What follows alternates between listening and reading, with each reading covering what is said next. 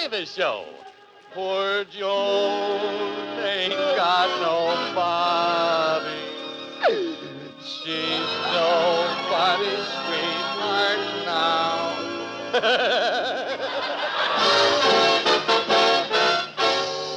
Featuring the romantic singing of Andy Russell. Amor, amor, amor. With a great comedy cast including Verna Felton, Shirley Mitchell, the music of Paul Weston and his orchestra, and here's the star of our show, America's Queen of Comedy, Joan Davis. Oh, no, please. Oh, Joan. Now, Joan, come over here now. Stop clubbing up the holes in that piccolo. The piccolo player will blow his brains out. No, stop it now, Joan. Come over here, will you? Listen, Joan, I want to talk to you. What do you want, Harry? Well, Joan, listen, I just wanted to tell you that I saw you at Ciro's the other night, but you didn't seem to be having a very good time. Well, I wasn't, Harry. All the men were making a terrific fuss over Lana Turner, and nobody paid any attention to me. Tell me, Harry, what have I got that she hasn't got? Well, Joan, you mean what has she got that you haven't got? You've got it backwards. Well, maybe that's what's wrong. I got it backwards.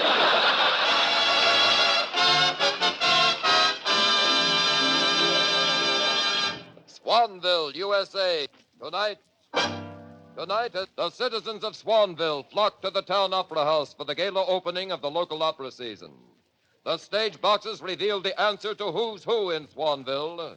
But if you're looking for the answer to what's that in Swanville, you'll find her in Joanie's tea room. Joan Davis speaking. Oh, hello, Mrs. Alabo. Yeah, I know the opera opened tonight. I wish I could have gone. You know, when I was a young girl, I wanted to be an opera singer. I had a pretty good voice, too. I was able to hit high C. Why, once I even hit high E above high C. How did I do it? I was taking a shower, and I backed into the hot water pipe.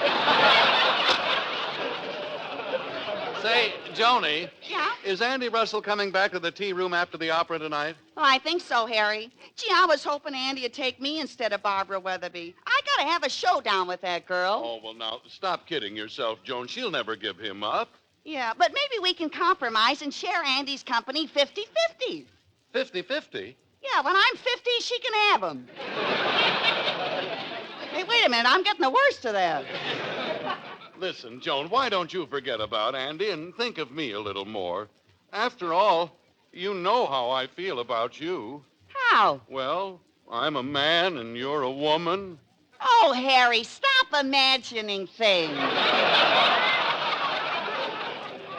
Yeah, but no matter what you say, I just can't forget about Andy. Yeah, all right. Well, here's your showdown. Barbara's limousine just pulled up in front of the tea room, and she and Andy are getting out. Hello, everybody. Hello, Miss Weatherby. Hi, Andy. Have a good time? Oh, yes, it was wonderful. What opera did you see, Babs? Tristan and Isolde.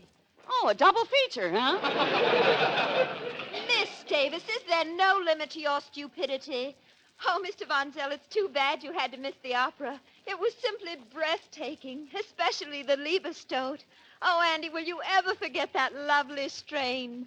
Milton Liza wie lächelt, wie das Auge holt eröffnet.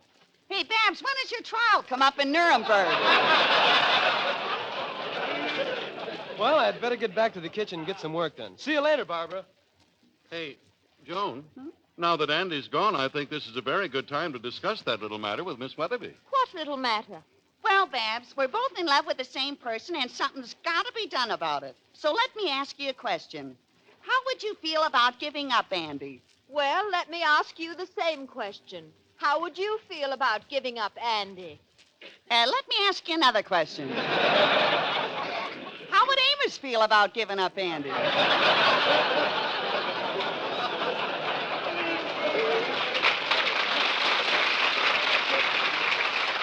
Hey, girls, I hate to interfere in this, but I think the person to be considered first is Andy. I know because I was once in a similar position. You see. were? Yes, I was a young man, unattached, and two very beautiful women were constantly fighting over me. Well, I hope I've helped you with your problem, Miss Weatherby. Well, not quite, Mr. Vonzell. No. Now, regarding Andy, Miss Davis, are you willing to face the issue? I am. Issue? Oh, please, Miss Davis. Now, I can offer Andy wealth, a career, social position. What can you offer him? A year subscription to the Hobo News. They got funnies in there. Oh, Miss Davis, stop postponing the inevitable and declare yourself. Are you going to give Andy up, or are you not? I are not. Issue? Very well, then. I am forced to tell you. Andy and I are engaged to be married. Married? Why didn't Andy tell me about this? Well, we had promised to keep it a secret until Pater made the official announcement to the newspapers. There, Miss Davis, now you know. Oh, gee, then it's true. Andy's gone out of my life forever. Yeah, well, Joni, I guess I'm the only man you've got left now. Oh, Harry, don't rub it in. Gee, where will I ever find another man like Andy Russell? A man with the voice of a bird, the strength of a lion, and the heart of a wolf. Well, Miss Davis, have you tried Swanville 2734? What's that, the Lonely Hearts Club? The Lonely Hearts Club? Why, of course, the Lonely Hearts Club. How did you guess? Swanville 2734. Call it sometime, Miss Davis. Toodaloo. You can drive me home now, Robert. Oh, Robert, I just played the most wonderful trick on Miss Davis. I told her to telephone Swanville 2734. She thinks it's the Lonely Hearts Club, but it's really the Swanville Zoo. Of course, no normal person would call, but I can just picture Miss Davis picking up the phone and saying, Operator, get me Swanville 2734. Hello? Hello, is this Swanville 2734? Yes, it is. Are you the man in charge? Yes, I am.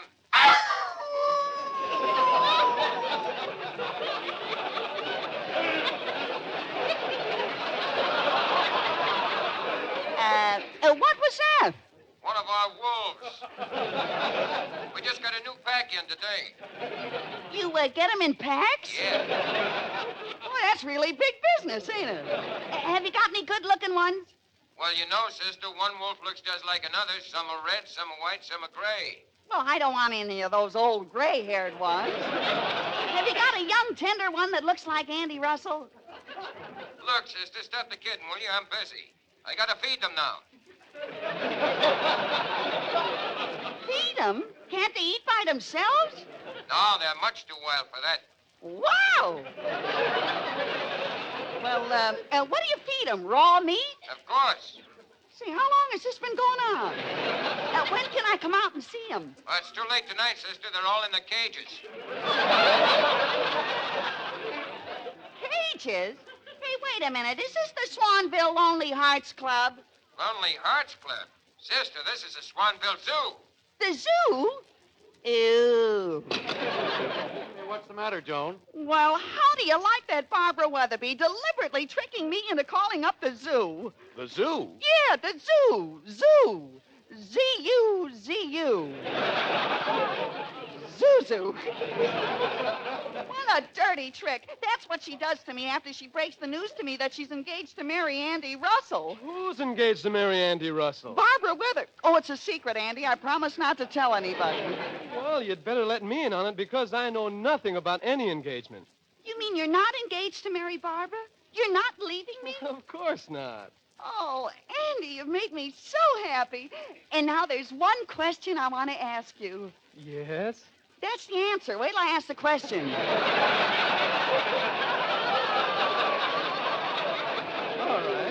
All right, then what's the question? Will you sing to me? Well, here's your answer. I fooled you, didn't I?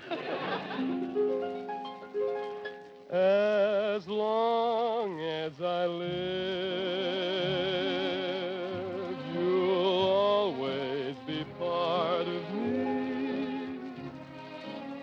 You'll live in the heart of me as long as I live. As long as I love, I'll share it with you, my own. And one want to be loved by you alone. How sure am I of all the things I say, as sure as night will fall at close of day. You're all that I need. So answer this love I give and whisper I'm yours as long as I live.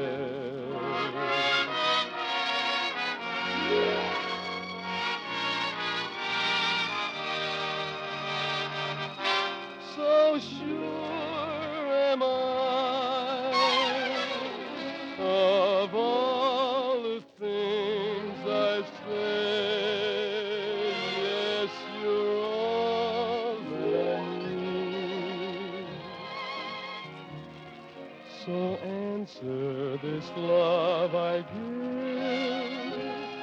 and whisper I'm yours as long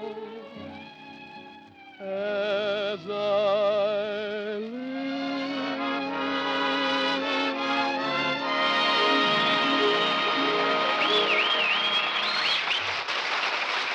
Oh, gee, that was beautiful, Andy. I feel much better now. But I'm still going to get even with that Barbara Weatherby if it's the last thing I do. Why, I'll think it's... Miss Davis. Uh-oh. Yoo-hoo. It's Rosella Hipperton III. Hi, hippie. Hello, Miss Davis and Mr. Russell and Mr. Vonzell. Hello. Hello. Were you at the opera this evening, Rosella? Oh, yes. I was in seventh heaven because they sang Tristan and Isolde. Is that your favorite, Mrs. Hipperton? Oh, yes. I just love the part that goes, Hamilton lies of the LHL, Vitas auch geholt er Ufnet. Well, it's pretty, but it'll never replace Chicory Chick. Mr. Vonzell, what's the matter with Miss Davis tonight? Well, Barbara Weatherby played a very dirty trick on her, Rosella. She had Joan call the zoo and told her it was the Lonely Hearts Club. Yeah. Oh, that old chestnut. Why, we stopped playing that when I was a girl, fully 10 years ago. 10 years since you were a girl? Yes. My, how time flies. That ain't flying, that's jet propulsion.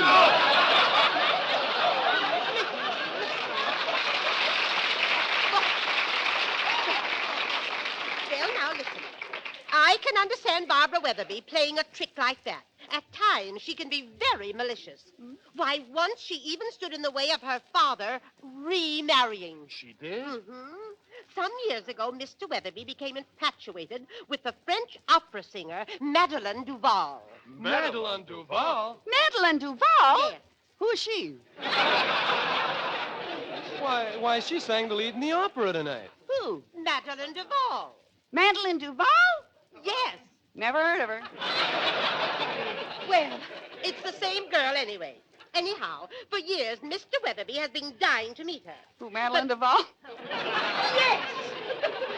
But Barbara always stood in the way. She resents any woman who might possibly marry her father. Oh, she does, huh? Say, I got an idea how I can get even. Wait. What are you going to do, Miss Davis? You'll see, Andy. Say, Hippie, did you say that Mr. Weatherby has never met this opera star, Madeline Duval? Who's she? Why, Oh, that's right. He always worshipped her from afar. Oh, boy, I'm sure my idea will work. Now, if I could only get hold of a heavy veil somewhere. But gosh, all the stores are closed now. Well, I have a lovely black veil at home, Miss Davis. If you could get someone to go with me and bring it back. Will you go, Harry? Oh, well, really, Rosella, I still have some work to finish here.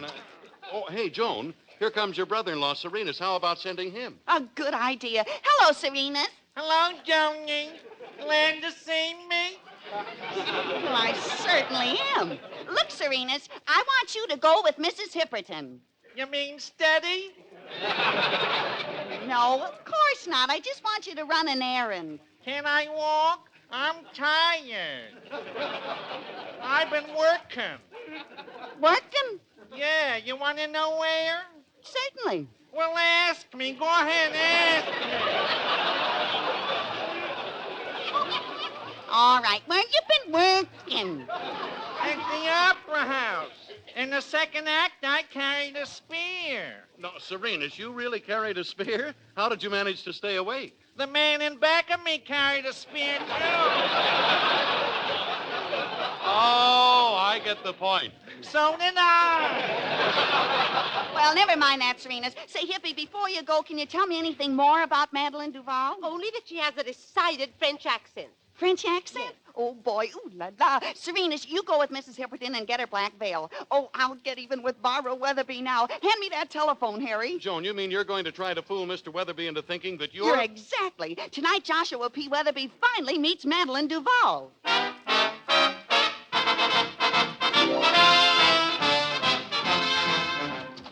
Where is she? Where is she? Well, Mr. Weatherby, you're all excited. Whom did you expect to see? A lady in a black veil. She phoned me to meet her here. Oh, she's over in the corner booth, Mr. Weatherby. Oh, thank you, Mr. Russell.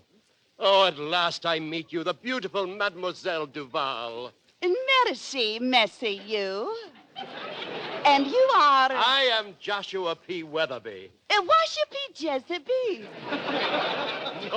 No, Weatherby. Oh, pardon. I have not been long enough in America. Oh, well, je parle français très bien. You speak French? Oui. Oh, pardon. I have not been long enough in France either. Monsieur Weatherby, could we have some tea? Oh, Madeline, forgive my thoughtlessness. Garçon! Garçon! What are you yelling for? Call the waiter. Waiter! Some tea. Pour la frame. Just tea for me. Don't pour any La Femme in it. It gets all over me. It's a mess.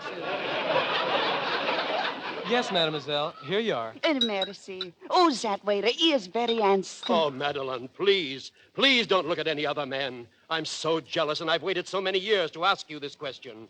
Will you marry me? Marry with you? But you have a daughter. No? Oui. We?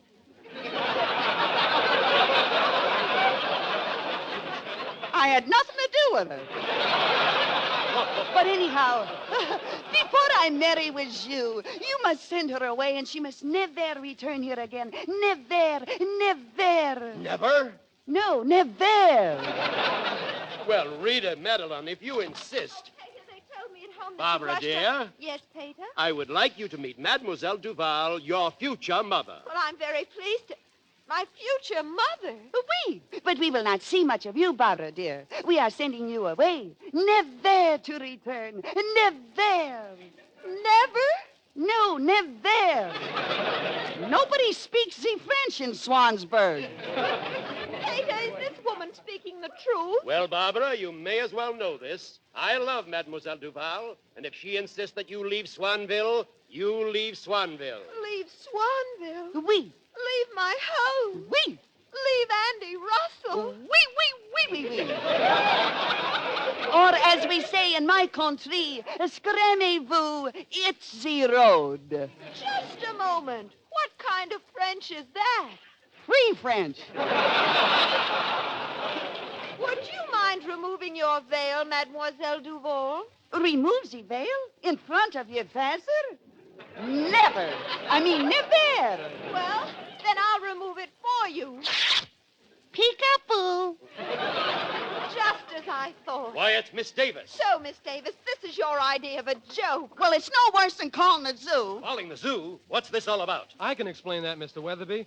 Barbara tricked Miss Davis into calling the Swanville Zoo and making a laughing stock of herself. Is this true? It certainly is, and she also deliberately lied to Joan and tried to make her believe that she and Andy were engaged to be married. Isn't that true, Miss Weatherby? I have nothing to say. Well, I have. Barbara, you're to go home immediately, and you're not to speak to anyone or leave the house for an entire week. Oh, goody. Oh, boy, Andy, now you can take me out every night this week. Oh, gee, Miss Davis, I'd like to, but every night this week I have to study for midterm examinations at the university. Well, Well, that's Andy for you. He wants to do everything the hard way. What do you mean, Joan? Well, I offer him an education, and he wants to go to college together.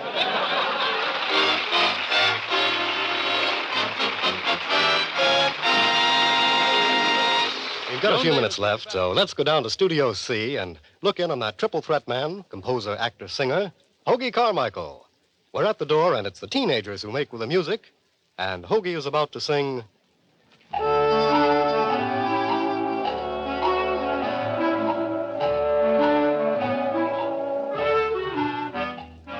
Sleepy time gal, you're turning night into day. Sleepy time gal, you've danced the evening away. Before each silvery star fades out of sight, just give me one little kiss, then let us whisper good night. It's getting late and your pillow's waiting. Sleepy time, gal. When all the dancing is through, yeah, ah, yeah. Sleepy time, gal. I'll build a cottage for you. You learn to cook and to sew. What's more, you love it, I know. When you're a stay-at-home, play-at-home, 8 o'clock sleepy time gal.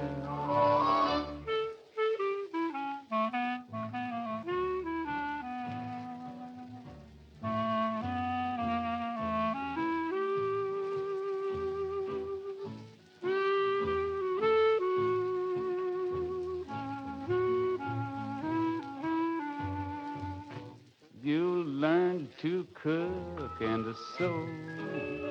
What's more, you love it, I know. When you're a stay-at-home, play-at-home, 8 o'clock sleepy time gal.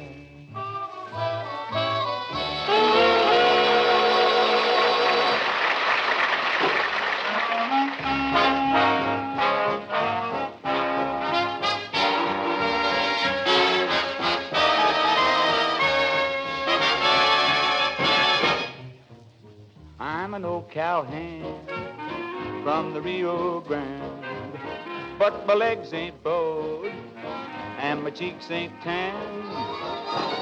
I'm a cowboy who never saw a cow, never roped a steer, 'cause I don't know how, and I ain't a fixin' to start him now. Yippee-yi-yo-ki-yay, yippee-yi-yo-ki-yay. I'm an old cowhand from the Rio Grande, and I've learned to ride, for I learned to stand.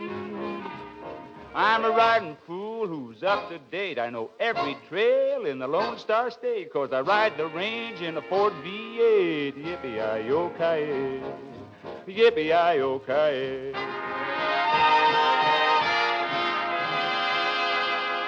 Oh, give me a home where the buffalo roam, where the deer and the antelope play, where seldom is heard a discouraging word, and the skies are not cloudy all day.